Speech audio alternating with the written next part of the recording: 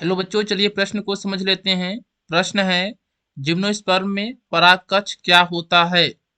पहला विकल्प है परागकण के भीतर की एक कोशिका जिसमें पुमड़ु बनते हैं। दूसरा विकल्प है ओव्यूल के भीतर की गुहा जिसमें परागण के बाद पराग भंडारित किए जाते हैं। तीसरा विकल्प है गुरु युग्मकोद्भिद के भीतर का एक छिद्र जिसमें से होकर पराग नलिका अंड तक पहुंचती है।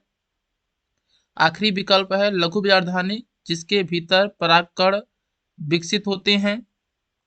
चलिए इस प्रश्न की मुख्य अवधारणा को समझ लेते हैं।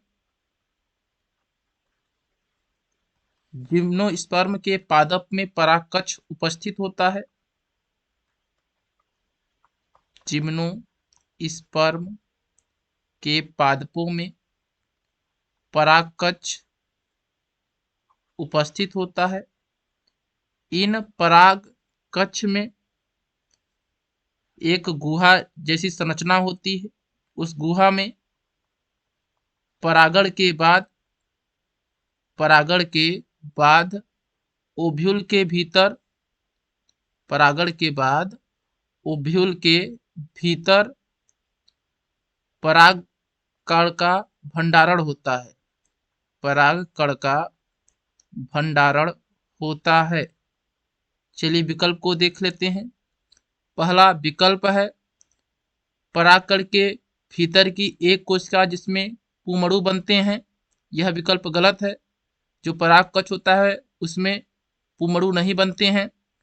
दूसरा विकल्प है ओव्यूल के भीतर की गुहा जिसमें परागण के बाद पराग भंडारित किए जाते हैं। यह विकल्प सही है। ओव्यूल के भीतर की एक गुहा होती है परागकक्ष जिसमें परागण के बाद पराग भंडारित किए जाते हैं। तीसरा विकल्प है गुरु युग्मकोद्भिद के भीतर का एक छिद्र जिसमें से होकर पराग नलिका अणु तक पहुंचती है। यह विकल्प गलत है। परागकक्ष से पराग नलिका अणु तक नहीं पहुंचती है। आखिरी विकल्प है लघु व्याधानी जिसके भीतर परागकण विकसित होते हैं। यह भी विकल्प गलत है। जो परागकक्ष होता है वह लघु व्याधानी जैसा नहीं होता है और उसमें परागकण विकसित नहीं होते हैं। उसमें परागण के बाद जो पराग होते हैं उनका भंडारण होता है। इस प्रश्न का सही उत्तर है दूसरा विकल्प। हम आशा करते हैं यह प्रश्न आपको समझ में आया होगा। धन्यवाद।